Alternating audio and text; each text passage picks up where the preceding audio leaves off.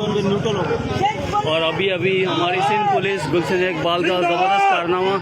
SHO गुलशन इकबाल अपनी team के साथ पेट्रोलिंग पे थे कि ये अजीज़ भट्टी पार्क वाले रोड पे 2 डकैतों का पीछा किया। इन्होंने पुलिस पे फायर किए, जिसके बाद जवाबी कार्रवाई में जो है इनको ज़ख्मी किया गया, दोनों पुलिस को।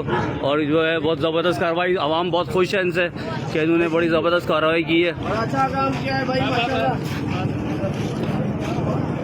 और ये SHO साहब खुद मौजूद हैं, जिनकी पेट्रोलिंग के दौरान जो है ये दहशतगर्द गिरफ्तार हुए 2, जो मुख्तलिफ लोगों से मोबाइल और असला इनके वास्ते बरामद हुआ है। ज़बरदस्त कार्रवाई सिंध पुलिस की माशाल्लाह से। SHO गुलशन इकबाल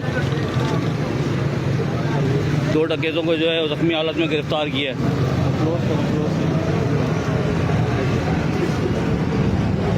ज़बरदस्त कार्रवाई, दबंग कार्रवाई जो है सिंध पुलिस की माशाल्लाह से।